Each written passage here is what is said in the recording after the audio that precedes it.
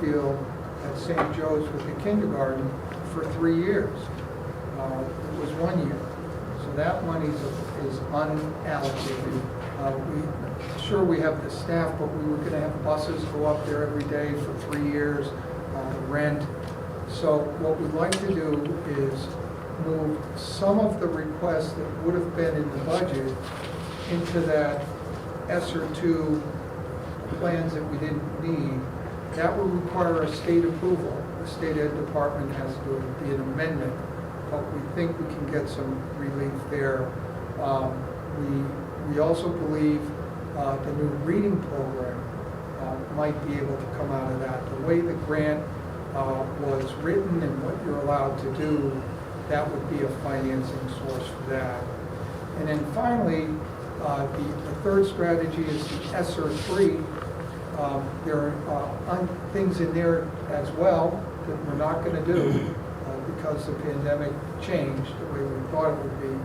And we think we can put some of the positions that we need so desperately that are in the ESSER 2 into the ESSER 3. So there's three strategies to bring down the increase.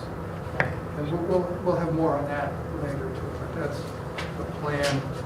Just a couple more here. We just, this slide just, like anywhere else, we have everything else we have to buy too, just to keep things running. But, with 12,000 students, that's bigger than a lot of colleges. So we have stuff we have to buy and to keep things running every day. There's always new mandates that are unfunded. There's one this year with personal hygiene that's on the list. Just the regular things, the school buses, to keep them running, there's a little increase there. We can get, I think we can get more into that when we do our line item review, or if there's a special area we'd like to talk about, we could. Just a couple more. We're going to budget again repairs on our buildings. We went through this with sites and facilities earlier tonight. This does not conflict with what the city does with the major capital projects and public buildings. These are smaller. We think we did that in this year's budget. Remember, we had to cut it a little bit, but we have some projects we want to do some more. I won't go through each one with those, given the time considerations. Transportation, some things are changing there. I'm going to have a better, more detailed look at like you saw last year, line by line of that. But we're doing more with transportation. We have more early dismissals with parent conferences and the way we do that. Our special ed, we bid that every year. These are the kids that are placed in out-of-district placements. You see them in white vans with the carrying school children. That's what we did. Those prices have gone up primarily because of fuel. So that's just an example of, look, it's a $13 million item in our budget. It's big. It's almost 10%. So just something we do. And then finally, we just put in a word about ESSER. It's been said by in some city school districts that the ESSER money is what's been keeping them afloat. And we're not far off from that here either. The money has been used for really to perform critical functions. No doubt about it, whether it was to address the learning loss that everyone knows about, or the social emotional needs and what's happened to children over time. That's been growing, so just a word about that. I know that was kind of long. Could answer any questions now, or how you'd like to proceed. We've got a bunch of workshops coming up. Just a quick question, John. Our disadvantage is 48%. Yeah. But we have over like 65 or 68% which qualify us for free lunches. Right. Is this the student population 48% or the citizen population for you? These are students, those numbers are, you're seeing are student counts. That's the 12,210, that's how many of the 12,000 are in this schedule.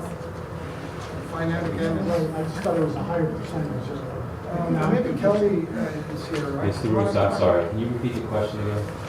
I was under the impression that This one. our economically disadvantaged students was a population approximately 65 to 68%. And I see on this study it says 48%. Right here. And just, am I mistaken on that 60? Because I thought that higher number qualified us for student lunches, basically for our kids. Because What's the percentage of free and reduced lunch? So you-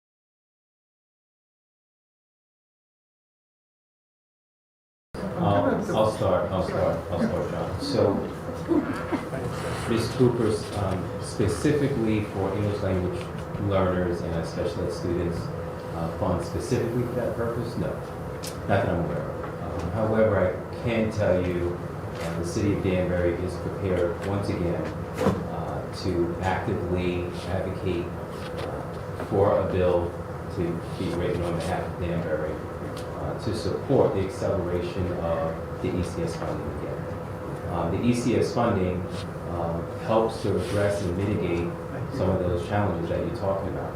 And so I was in a meeting earlier this afternoon where I was sharing we have the highest percentage of English learners in the state of Connecticut.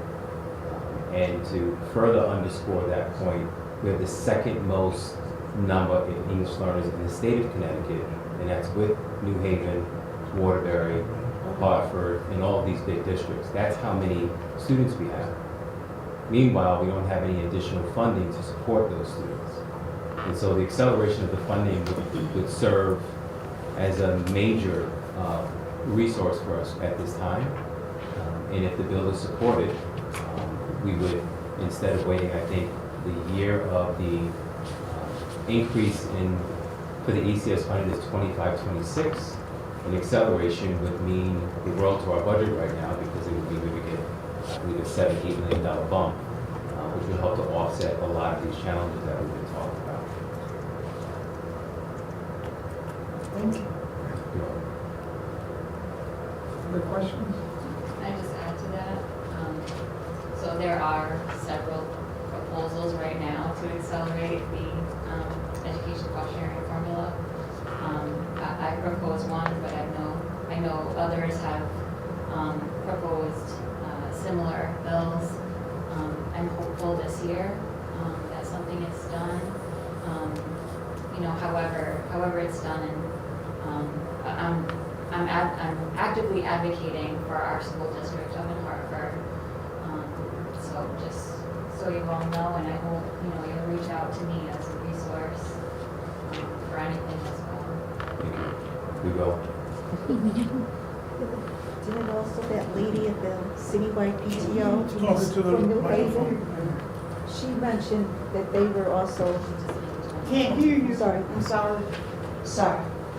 At the citywide PTO, there was a lady from Wyndham or New Haven, and her organization was petitioning to accelerate as well the funding strategy.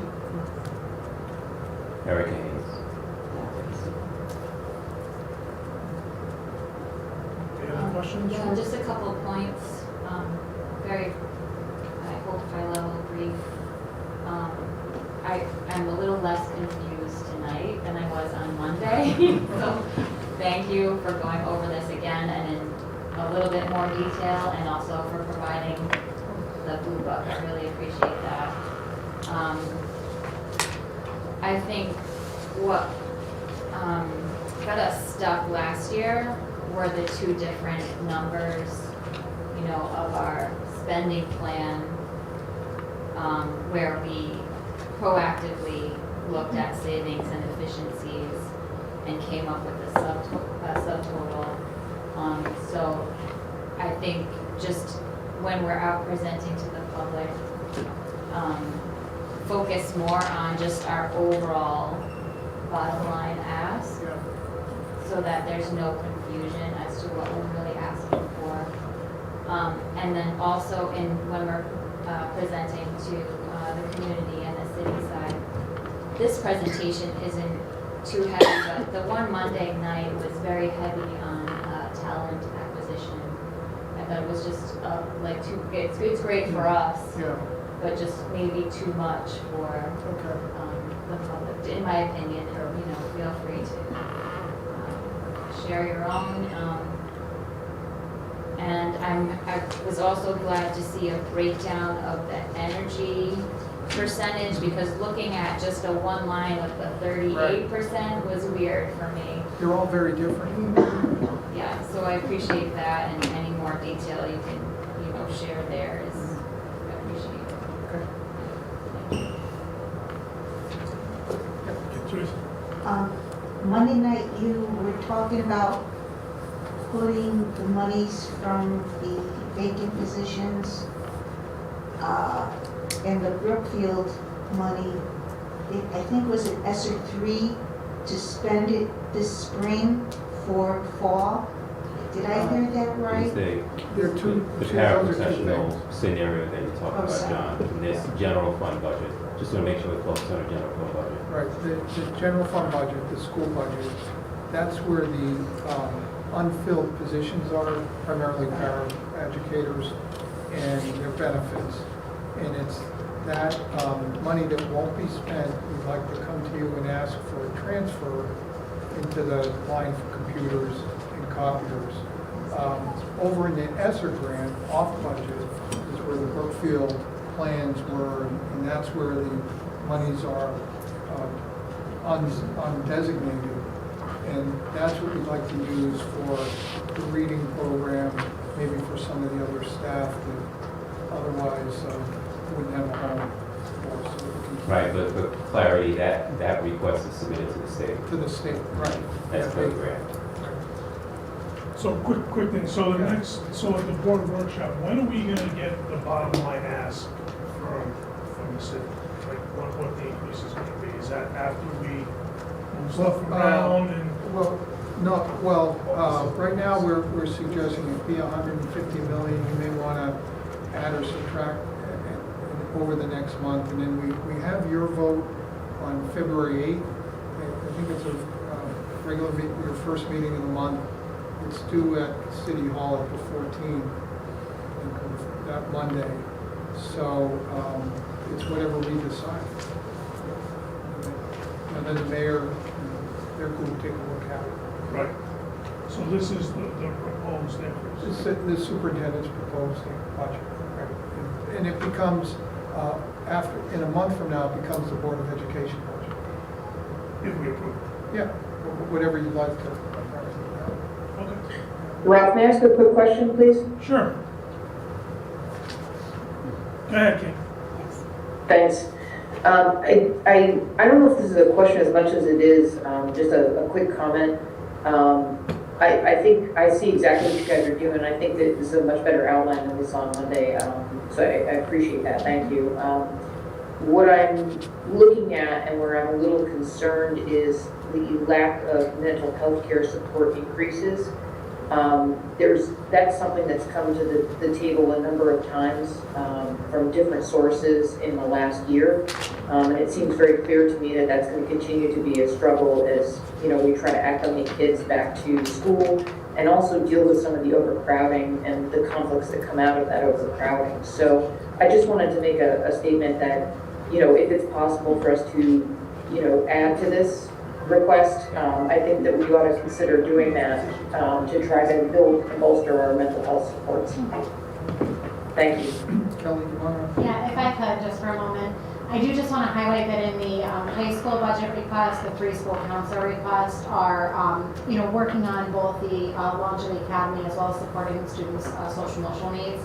We are also fortunate, and Kate, I appreciate your comments. I couldn't agree with you more as far as the need there, so I want to be sure. We certainly could use extra folks at any point in time in that area. But there has been a specific request, particularly for the secondary. There has also been conversation about those middle school level positions being pupil services support staff to support at that level. So there has been consideration there. We've also been the recipients of the LEAP grant this year, so that's the learner engagement and attendance program regarding chronic absenteeism and re-engaging students and families in school. We've been fortunate to be able to onboard staff through that. So I think a combination between general budget and some of our grant funding to address those areas, but I certainly would support engaging in further conversation as it's no secret that that's a need across the district. Thank you very much. You're welcome. Any other questions for John? Just correct me if I'm wrong. Last year's budget was 137 million, 2.4 was from our reserve fund. Now we're starting that was with one. I'd say 2 years ago, that was the 21-22 year, correct? Okay. And 22-23 is 141 million. That's what we're at right now. There is no reserve funds in that 140 million. No. I did have a conversation with the finance director this week about the reserve. Because in 2021, we added another 2.8 million to the reserve. And he's looking at it a little differently than his predecessor. But when it went to the city council, there's a letter I'll share with everybody. They earmarked it for unplanned expenditures. It's a little different than one-time expenditure before. So I said to him, can enrollment be unplanned for if you were planning? And he didn't say no to that, and didn't say no to some other things. So I think, there's room to talk, for sure. Thank you. Yeah. Any other questions for Jim? Just really quick, is it worthwhile inviting council to our workshop?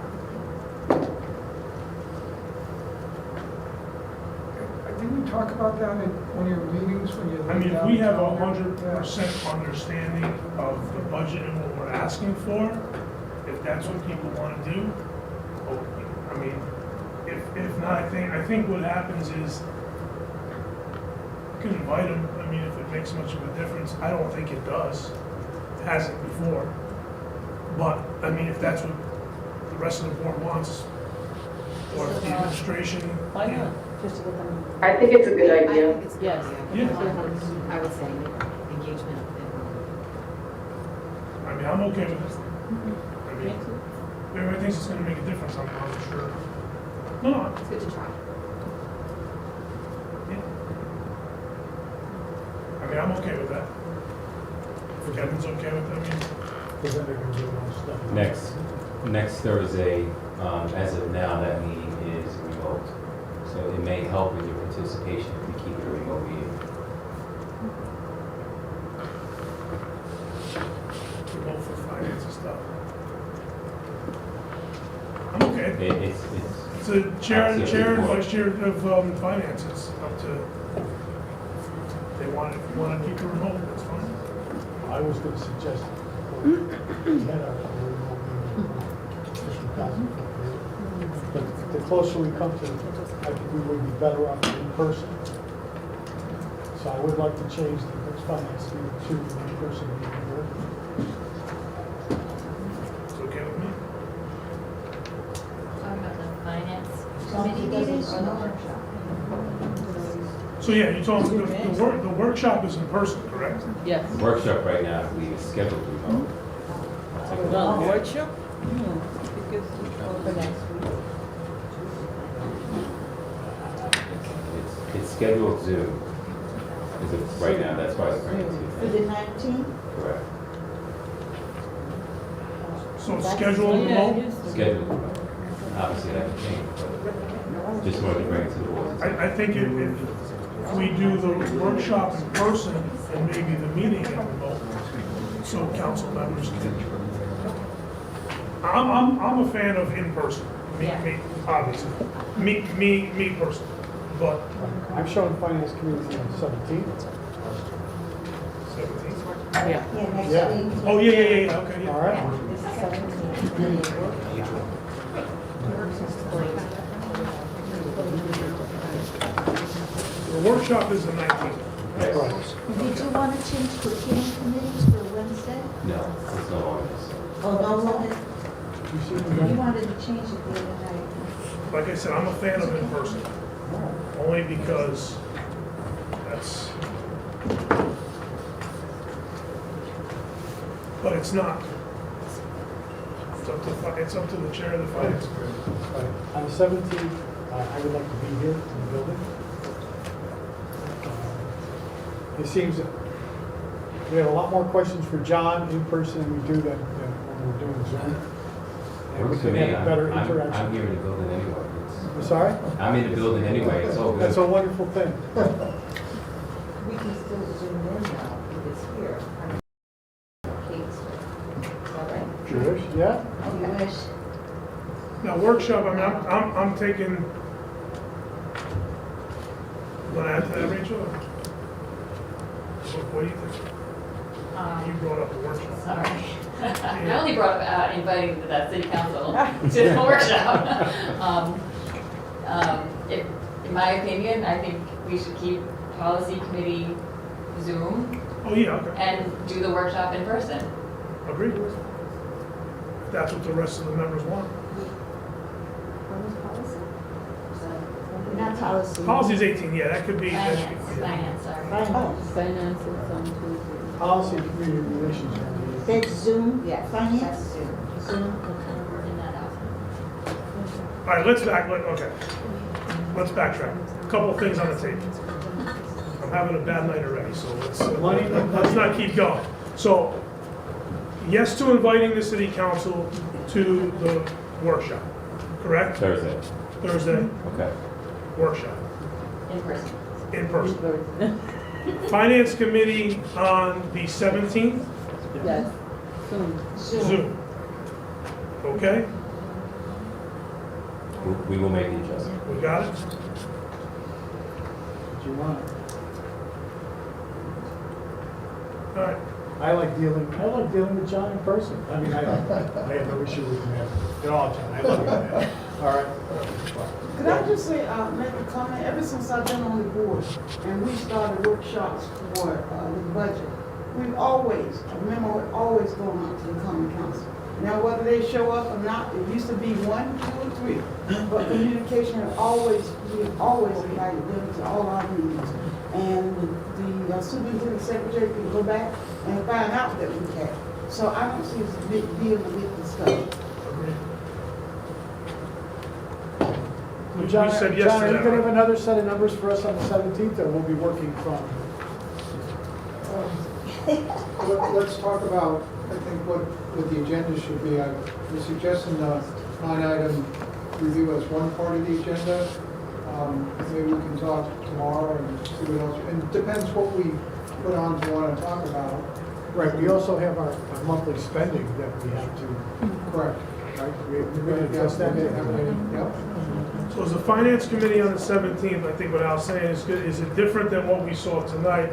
Or is it, and we're gonna get down to the nitty gritty on the workshop is what? Well, I thought, like we did earlier tonight, where the sites and facilities looked at some of the buildings and grounds things, we were thinking maybe the finance committee could look at some of the finance things, such as utilities, maybe transportation, just some chunks.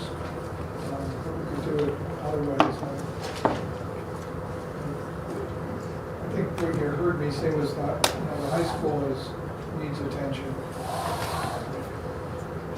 So maybe something there for the workshop. Mr. Russo, are you asking about the agenda for the 17th? Is that what I'm hearing? I'm sorry, sir? Are you inquiring about the agenda for the 17th? Yes. So I think John's intention is to have a regular finance meeting on Tuesday where you review your monthlies. Certainly another item would be to provide a deeper dive into some of the line items that you saw here tonight under energy, because those things come out of John's office. Just to provide the committee an opportunity to dig a little bit deeper, specifically into the areas that are in John's area. And then I believe that's it, unless the committee had something different. Right. We were not planning to review this again in committee, because on Thursday night, of course, we will be reviewing the same presentation. No numbers will be changing. The same presentation, but with an opportunity for a deeper dive. And then the second agenda item is the line-by-line book that you received tonight. The idea was you have the book this evening, give you some time going into next Thursday to develop any questions you might have. And John will be prepared to go line by line and go through the book. Excellent, thank you for your Okay. considerations. Thank you. So if you could ask Kara to reach out to the council. We'll invite them in.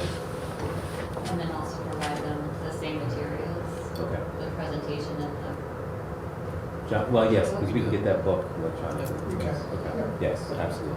Thank you.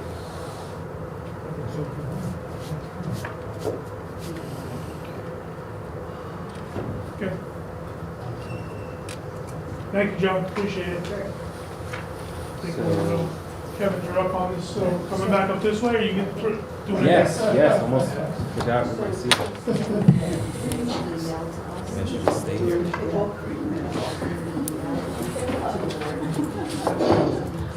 We have two, as part of the superintendent update, we have two areas we want to focus on, retention and recruitment, and then also teacher kind of recognition, if you will. Kim Thompson, you'll see the PowerPoint that's in front of you. We'll speak to the recruitment and retention piece. So we will start there, and then we have kind of an update on our teacher recognition work that we've been doing. Great. Thanks. Thank you. This working? Yes. All right, so every year, right around this time, is when I come to you to bring you kind of a recap of where we've been in our season of hiring in this last year. And so I did put this PowerPoint presentation in the packet so you can have a chance to read it in greater detail at your leisure. But I just wanted to focus on some of the high points today, just to give you an idea of where we are and how that fits in our strategic goal of diversifying hiring across the district. So here we go.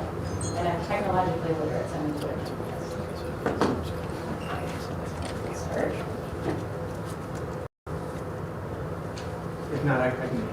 I think you can go ahead and advance the slide. You got it. All right. So just a note kind of where the larger landscape is out there in the world. Everybody's reading it, the same things. We're all reading the same popular articles about how there are labor shortages nationwide. And there's a couple of good articles. I linked one in there, and you can see in the materials if you care to go and read it. I just wrote another one today, actually. What we're seeing is depressed levels of available hiring pools across the country, across all categories of jobs. In our district, we're seeing it particularly among teachers in shortage areas, paraeducators for sure, nurses, and substitutes. And one of the notes that I just put in here that I thought was particularly striking is that what we're seeing is since the pandemic, that teachers now are considering leaving the teaching profession after 5 years at a rate that is now up to 30%. So the most frequent reasons for that we're seeing are stress, changes that they're seeing in the classroom, and to some extent wages. Next slide, please. Nationwide, when we look at demographics of teachers, and this is old data, but believe it or not, most currently available from some of our national sources. The numbers are not all that different over time, but you can see that predominantly the workforce among certified staff is white, not Hispanic. And then you can see the next number there, 6.7 Black or African American and 9.3% Hispanic. So I don't know that we're really focusing on it a little bit, but there you can see. Okay, next slide, please. General observations are, and this is something that you've heard me say for the last couple of years, is that while we're seeing an inching up of the pool of teachers of color, that we are seeing dramatic increases and changes in the demographics of students. So that the changes in the teacher pool are not really keeping track with the changes in the student pool. So here you see 47% of students are white, 27% Hispanic, 15% Black, 5% Asian. And these numbers are coming out of recent Pew Research. And again, I linked this study there if you want to take a look at it. So what we're seeing nationwide is a trend where while numbers of teachers of color are increasing slowly, that the student population is changing more dramatically. Next slide, please. So let's just take a brief walk through the state of Connecticut data. I will say the state has put on EdSite much better data, so it's a lot easier to do this work now. But what you can see from this chart is from 2017 to 18 through last year, 21-22, that there's been fairly static growth. If you look at Black African American teachers, 3.7, 3.8, 4, 4.1, 4.3, steady but small growth. Same among Hispanic teachers, steady but small growth. And the numbers in terms of percentage of that workforce are still really under 5% per group, in some cases even smaller than that. Slow but steady increase, but not the kind of numbers that are tracking the changes in student demographics. Next slide, please.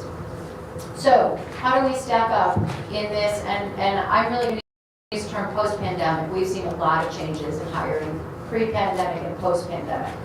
So how do we stack up?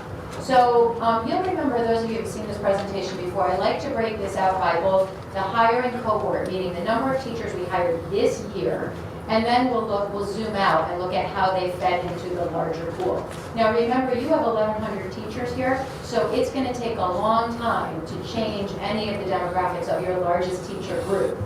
It's going to come in very small increments. Here, what I find interesting about this chart is different this year because the number of teachers coming from New York is up to about 15%. That's high for us. We drew a lot of teachers across the border, quite a few from the New York City area. That's helping our demographics, obviously. It's where we're bringing in a more diverse workforce. That is new for us.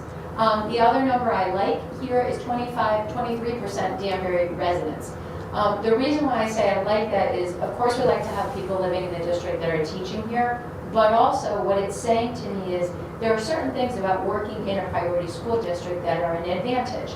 There is a discounted student loan rate, for example, for people who are teaching in a priority school district. There is preferential mortgage rates that are offered to teachers in this district. So what that says to me is that we may be attracting some folks who live and work in Danbury because of some of these other perks that come from being primary school district. Next slide, please.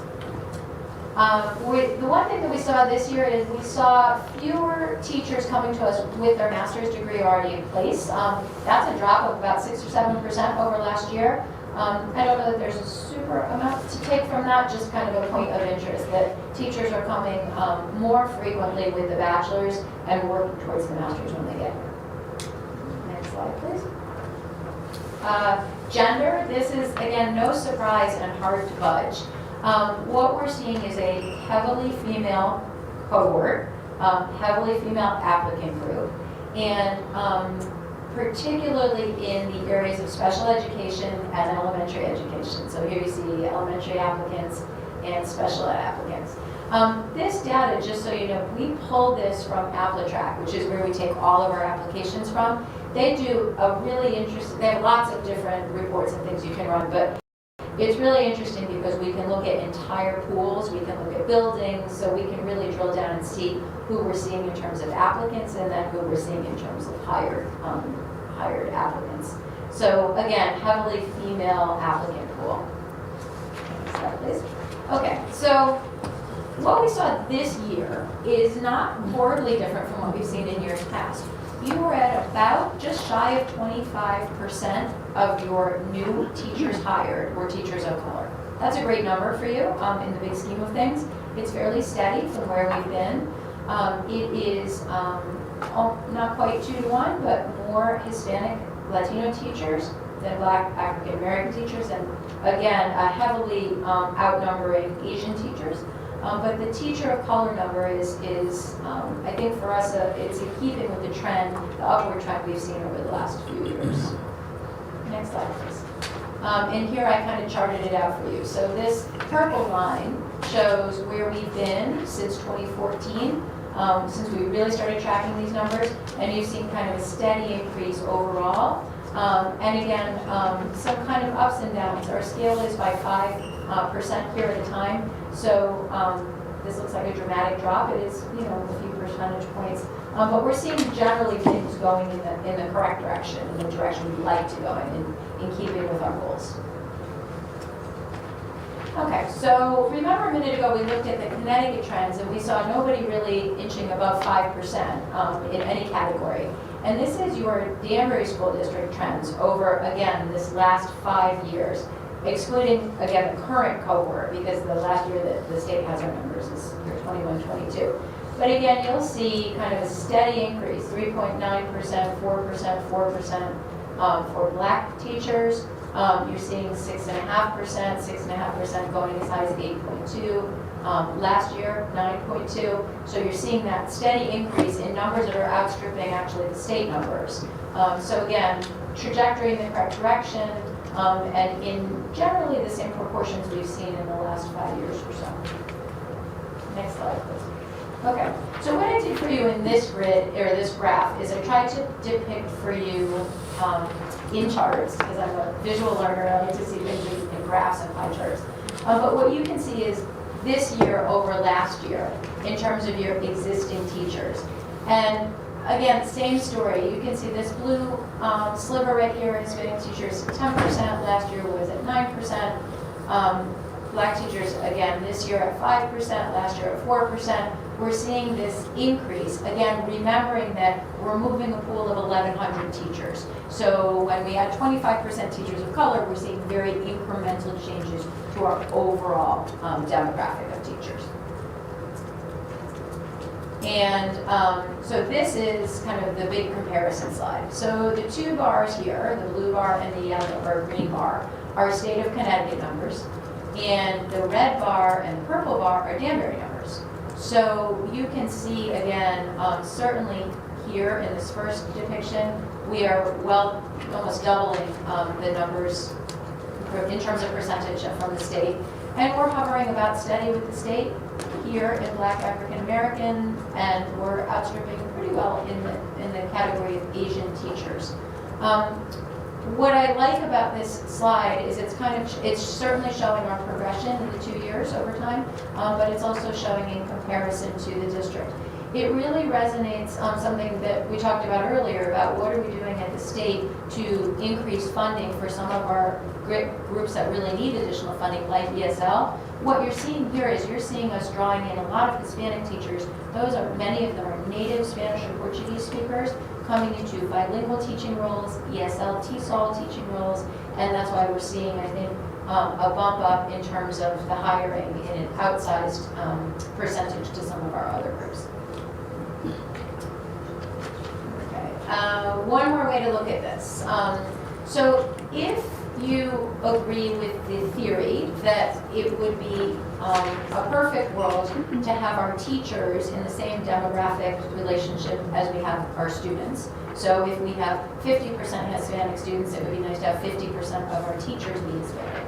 If that's our sort of holy grail, if that's what we're trying to get to, or that's what we're always working toward, you can see we're inching very slowly in that direction. This pie chart on the left is the percentage of students of color that we had on October 1 of, I should say 2022, sorry. And you can see here this percentage. So you can see, for example, 3% of our students here in that cohort were Hispanic students. No, sorry, wrong box. That's 2 or more. 62%, here it is. 62% Hispanic Latin American students, Latino students. And over here, 15% of the newly hired cohort. Again, remember, that's going to be a little bit higher than your current existing workforce. So here in the Black students, 7% of our population, and again, 9% of our cohorted teachers. That number will be a little lower when we look at our full teacher population. So, you know, we're making incremental progress, is I guess the point of this. Next slide, please. And here you'll see, this one is actually a more realistic comparison, percentage of students of color and percentage of all of your certified teachers. Again, incremental progress to try to get to a world where students will see and learn from people that they identify with, right? People who look like them, particularly among the teacher population. Next slide, please. Again, a quick note on where we were last year. We're seeing incremental change. We're seeing slight increases, but overall trending in the correct direction when we compare students of color by declared ethnicity and percentage of teachers by declared ethnicity. Okay, so last year I talked a lot about where we were searching. We spent a lot of time focused on how do we find teachers, where are they coming from. We continue to see high numbers of teachers coming to us through CT REAP. CT REAP is an online kind of a bulletin board of jobs where teachers go and administrators go. We're seeing, as you can see here, about a quarter of our folks are coming through CT REAP. 33% are coming straight to our website. So they may go to our Danbury Public Schools website, they may live in the district, they may know of us, and they'll come directly through our Danbury Public Schools site and apply that way. And then the places on the left are places that we're generally recruiting. We still continue to do a pretty vigorous business with students from UConn, from WestConn, and from Southern. And we continue to expand to programs like Sacred Heart, Bridgeport, and NYU, where we have our affiliation with them as well. So kind of a diverse group. Next slide, please. This is a little bit of a look on this year's applicant pool by ethnicity.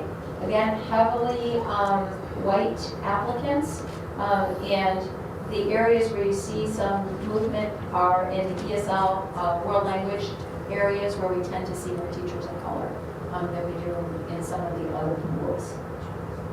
Next slide. So this one is a new slide this year. We made a lot of offers this year that were declined. We have not seen that in quite a few years. And so I probably talked to about a little over 200 candidates, and we brought in about 140. We had a lot of internal movement this year as well. People changing buildings, people changing kinds of jobs. So I wanted to drill down and take a look at the ethnicity of people that were not coming here to see if there was anything to draw from that. And what I found really was that the numbers, the percentage numbers really look consistent across all of the pools. How many people got offers, how many people rejected offers, in those very similar numbers. So I don't know that there's much to conclude from that. So we're going to continue to kind of explore why we think people are not taking the offers that we're making. I do think that your salary scale for teachers is pretty competitive, more so at the middle and top levels than at the entry level. But with this new contract, I think you're going to see that you're very competitive. So there's something else about here that we're not locking down as many as we have traditionally in the past. So more food for thought as we start to have conversations with our hirers, with our decentralized hiring teams out there in the world, to see if they can glean any information about what might be an issue. Again, ethnicity of the candidates who declined, you can see there. Okay, so this slide and one more, and that's the last slide. On the left, what I did was I literally looked at last year's presentation and wrote down for you a copy of the action steps. We talked last year a lot about increased visibility in recruiting, increased partnership pathways, changing a little bit or tweaking by adding new locations to go to, and implementing an exit survey. All of those recruitment ideas are all still very much at the forefront of our strategy for hiring. So, for example, today we put out a new grid that went to all administrators with about 6 or 7 new hiring fairs. Some of them are kind of grouped together, so there might be 3 or 4 colleges that are one hiring fair. So we're putting out to our folks that go out and do the interviewing on site some new locations with a little bit of a blurb about why this school might be interesting to you. For example, they have a lot of special ed candidates, or they have a lot of early childhood specialties. So we're continuing to expand where we're looking within kind of a 100-mile radius, because a lot of the research that we've seen says that we're going to be looking to attract people that are generally within about 100 miles from here. So that very much on the left side, all of those bullet points continue to be true. We have implemented the exit survey this year. It invites certified and non-certified staff to go through a series of about 5 questions, and then invites them to a meeting if they'd like to have a special conversation with me. Right now we're getting some decent feedback. We seem to, people will do a short survey. Not everybody really wants to sit down and have a conversation with me, which I don't take personally, but there it is. So we're going to continue to push on the exit survey to see what we can glean. What we're seeing from it is exactly what we've been hearing all along. Either teaching's not for me, this isn't the job I thought, particularly some of the larger classes, some of the high school where they're teaching a lot of overloads. There's people who say this just isn't the right fit for me. There's people that are leaving teaching, that are going off and going somewhere else to do something else. There are people who are saying their caseloads are too high. So we're seeing kind of the same narrative that we've been hearing for a little while now, nothing really different about that, all of which informs our conversations about staffing for next year. To Kate's point about, for example, increased mental health services, how are our PPS staff doing? Are they leaving in higher proportions, and why? So those conversations are very much ongoing, and they are bolstered by the information we're getting from the exit survey. But what I just want to take a minute for is kind of the right-hand column here. What I've rolled out this year is a 3-part strategy, and it's 3 words. It's attract, recruit, and retain.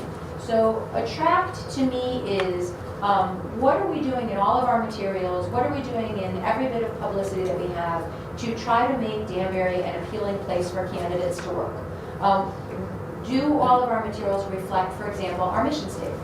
Do they all reflect our strategic plans and our strategic goals?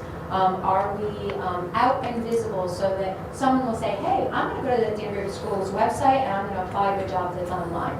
So that's the attract. It's people that are out there that may be local, may know about us and say, I'm going to look and see what you've got, and I'm going to go ahead and apply for that job. That's kind of the, it requires some work from internal for our outward-facing documents, but those are people that are going to look to us and see what we have available. The recruit piece, though, is the piece that we continue to work on with that left-hand column. What are we doing to recruit new hires to here that may not have thought of Danbury as a place where they want to work? And then retain, and we'll talk in a minute about the Teacher of the Year. What are we doing to affirm and validate the people that are here to try to stem the flow out of the district. So what strategies do we have that are kind of HR, but also kind of central office-y about what do we do to validate and really praise and reward those that have chosen to stay with us.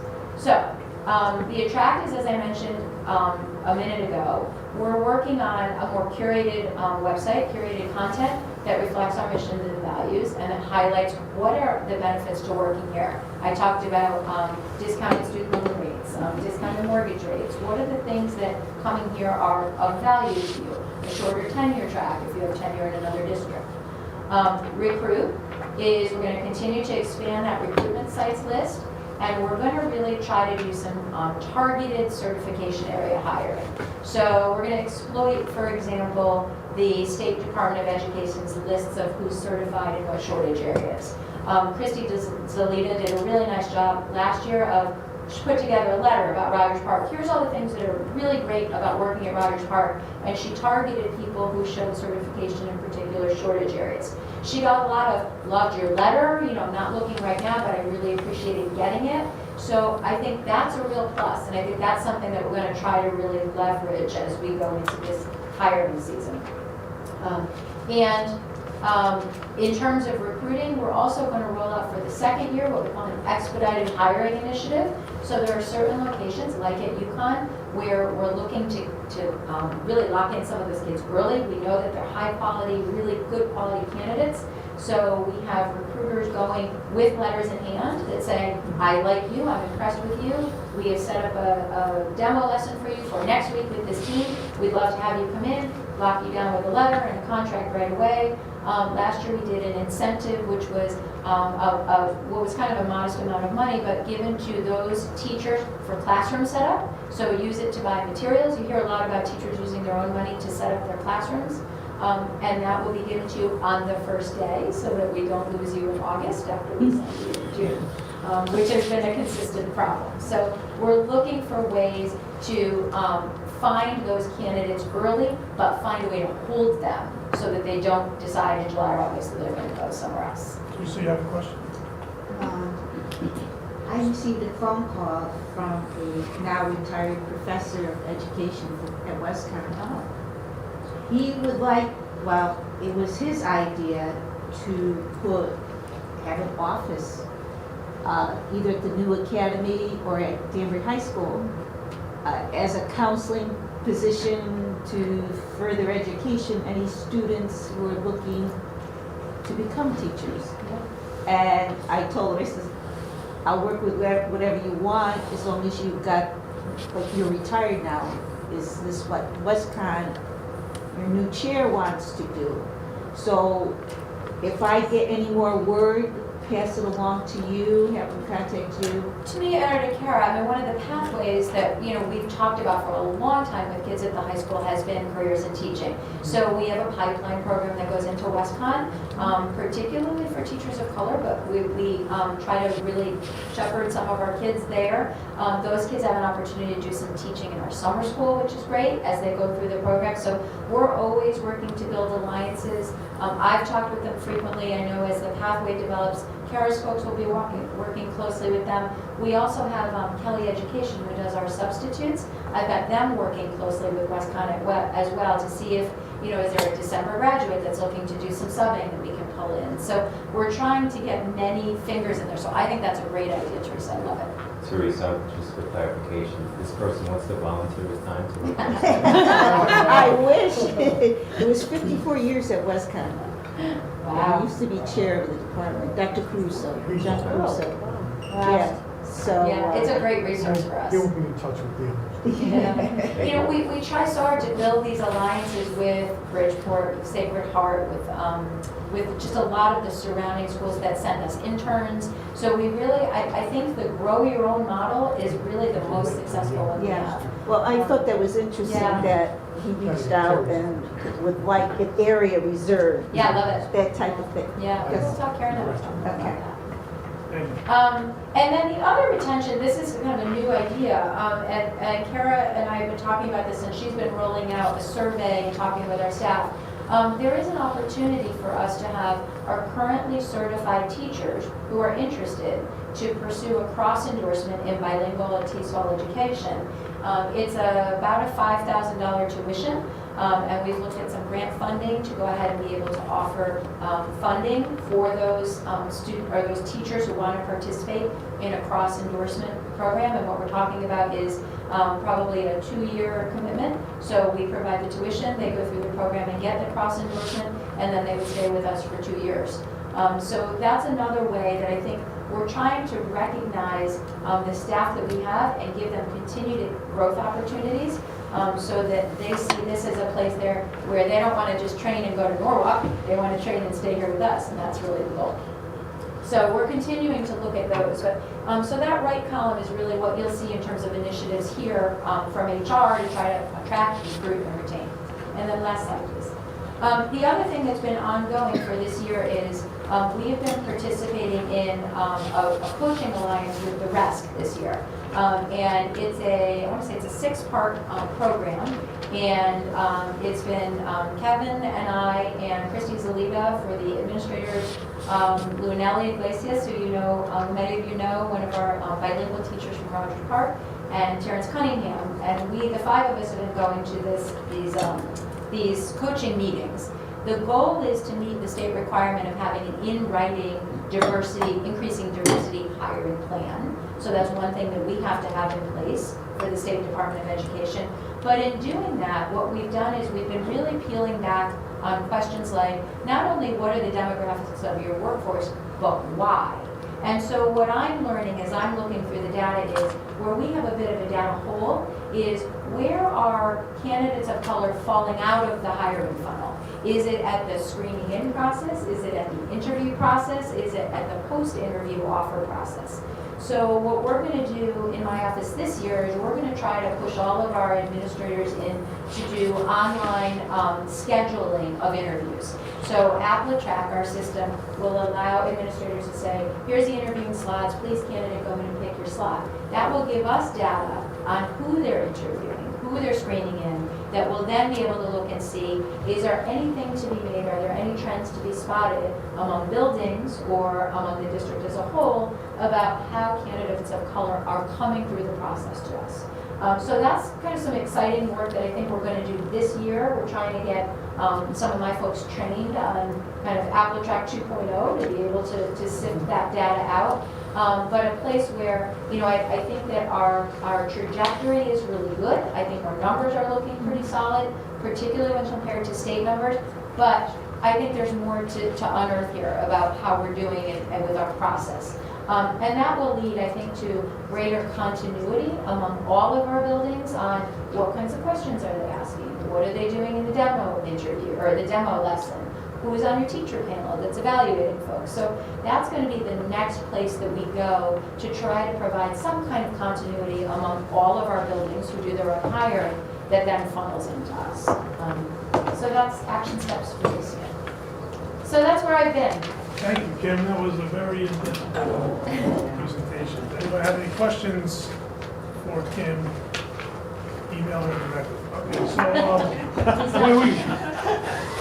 so It's once a year. so, Kevin, you have anything? Yeah, so just 2 more quick updates, and when I say quick, I do mean quick. One, we have talent acquisition 3.2 accomplishments of teachers and staff. Mike, can you take that one? This is just a quick update on the Teacher of the Year, which we brought back into real time last year. We listened to some feedback about it. It was a great event, and we finished it with a big event at Broadview. Most of the board was there. It was great. All the teachers come up on stage. The principal says something really nice about them, and then we elect our District Teacher of the Year, who's then eligible to go on to the state competition in Hartford. Last year we ran it. It really started about the end of March, early April, and then that culminating event was in late May. Kind of right at that crunch time when all that end of the year stuff is going on. So this year we're going to walk it back about a month so that that event comes late in April, and we'll hopefully get people at a time when they're just not as crunched with all the baccalaureates and award ceremonies and everything else happening on in the district. So we'll have a timeline for you guys coming up shortly on that. And we'll have that to look forward to in April. Awesome. Anything else, Kim? Yes.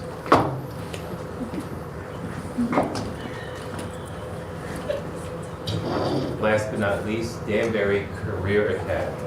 And just an update for the full board, make everyone aware, it's no longer a secret that the academies at Danbury High School at the Cardis site the building is being delayed, will not be open in the 24-25 school year. The physical site will now be open in 25-26. The city of Danbury has planned, we already have a meeting planned for January 24th to formally begin to review, well, number one, discuss and review some options for the 3,800 students we will have at Danbury High School at that time. From an academic perspective, we still plan to move forward with our planning. And so the 9th grade that was intended to be in the school for the 24-25 school year, our 9th grade is now. We're supposed to be going into that new building in 24-25. We're trying to work on our scheduling in the way to make sure that they can receive their academy offerings at Danbury High School right now. It will take a lot of work from our administration to physically make sure that this can be done. But these are the things that we're working on. Last but not least, I know, I'm wrapping up now, Madam Chair.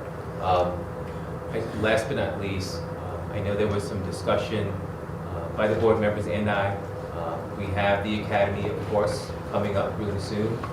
We have a lot of questions out there from our families and community about how do I get in? What really do the academies offer? Oh, wait a minute, I heard about this middle school. How do I get in this middle school? Can you tell me more about what the middle school offers? And I would like to suggest that we have a board workshop specifically for this purpose really soon. I have asked my assistant superintendent, Dr. Casimiro, director of Academy Partnership, to work on a schedule so that we can get out in various corners of the community, and whether that's with our parents, with our families, with our community partners, and talk to them about what the academies can offer our school community. And before we start that roadshow, of course, I would like to start here with the Board of Ed, and then launch here before we get out to the greater community. So I don't know when the board has an appetite for a date, but I do want to request if we can have one relatively soon. So Kara and her team can get in front of you and start talking about all the amazing things that are about to happen for kids and students and families in our Danbury community. That's it. So why don't we come up with a couple of date options to float out there and see. And Brent Dean, so now that we're postponed for a year and a half, what is he, can you update us on what he's doing at this workshop? And can you show us some, any progress he's made with partnerships and, commitments from the businesses and stuff he's been In the doing? meeting, talking about, I actually think, Say again? Dr. Casper, I know you can handle did you this, mean but- in the meeting? I thought you wanted me to answer that now, or? No, I'm saying, he mentioned it, Brent, Yes, at we the have workshop, we wanna- Brent in the workshop at the meeting and. I certainly don't want to bring anything else up now, so. Okay. I I didn't think think it would so. be, I think the academy model that evening would also be a great opportunity for us to speak to Brent's role and clarification about his role and what that means and kind of the pre-work that it takes to help pull that off, all the big things and major things that we're talking about. So I think it will be a really good evening for us because we're doing things so differently. We're proposing things, education so differently. Like I think it requires some clarifications. I think this is a great place to start. Yeah, I'm talking, we know what his role, I'm talking about progress. Has he made any progress in with partnerships? I'd like to have an update on that. Great, and his role was, it started, Interrupted. well, I'm gonna finish what you started. So his role was, started and supposed to have this all in play by September of '23. Now he's got an extra year, so he's got an extra year of. Well, no, we're no, moving we're forward, proposing so, something right, so we're launching in 2023. Okay. So and we could speak more about that in the workshop if you'd like. So we're moving full steam ahead. It's more complicated than will be if we had, our original plans, but we intend to launch and still move forward and get creative within the parameters that we're working with. And I can explain more about that in the workshop. Perfect. All good there? Yes, sir. Okay. So on for information, you'll see the 2023 standing committees. We didn't really change much except just move Rachel onto some that I was on. And the district committees and PTO liaisons, like we didn't change either, but if someone does want to move something, Kara did send out a email with the current ones. So if anybody wants to jump on that, switch something around, feel free. So if you wanna just, change from the committee, just send Carol an email.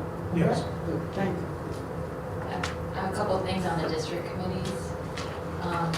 I won't be able to make PDEC during the day now, so if you could assign somebody else for that. The first meeting is February 6th at 3:45. Okay. And then I also think that Michelle being the chair of sites and facilities, she should take my place on the school building committee. I agree. And with Lisa still there. And that takes, the council has to vote on that, I believe. It's like an extra step for that. Okay. What's the step does it go to? We not nominate, but we. I think we might have, do we vote in? I can get the backup from the last time Yeah. we did this. Yeah. I'll find it out. Find out what we did. Thank you, Rachel. Thanks. Okay, board chairperson's report. Just like to thank everyone for participating tonight, and presentations were wonderful, a lot of information to digest. And I think that's it for me. Michelle, question? Somebody mentioned about changing around curriculum meeting dates, is that? I think he said he was. No longer, that's longer correct. Thank you. okay. Any other board communications or comments from anything that went on? I just have to change the finance committee meeting on April 18th. Give you a date. April 18th? Finance. I have on my schedule a finance committee meeting on April the 18th. I'd like to move that to possibly the following week, the 25th, day before the board meeting. Finance committee members, does that work for everyone? To move it on the, when's it? Do you want to have it? Oh, 25th. Yeah, I want to have it on the 25th, the day before our April 26th board meeting. Can you have it right could you have it right before the board meeting? Could you stack You could. Or no? That would work for me if it would work for everyone else. It's fine with me. Finance committee members, yes? No? Michelle? Yes. Anyone else? Kate? Still there, Kate? Bring up Kate. Still here, that's good on my end. Okay, Thank you. So What do we before have? next board meeting. The 26th before the board meeting. what time would you like there? I think it would be good for, let me do it 5:30 again. Okay. In person? 5:30 on the 26th? It would need to be a person. Yeah, in person, so you go right one into the other. Right. And you can get food as well. Yeah, no potato salad and macaroni salad, just I think you will as ice cream. yeah, we'll bring ice We cream. still haven't got any ice cream. Yeah, you know what? Promises, promises. We might not get it in there, I mean, first meeting, you guys, that's a lot of presentation. We'll have a conversation about this. Anyway, anything else? Could we, as a board, look at a workshop for board housekeeping in the month of, I would say, March? That would give us some time to think about it. there's some little housekeeping that we need to take care of. You mean like a self-evaluation? I'm sorry? Like a self-evaluation? No, well. Rules and we'll talk regulations. about that. We'll talk about that. That's totally something different. I'm talking about some housekeeping duties that we need to do. And probably in that would be some roles and responsibilities. I think that's a great idea. In month to month. Sounds good. I make a motion to adjourn. So moved. Second. Okay. All in favor? Aye. Great.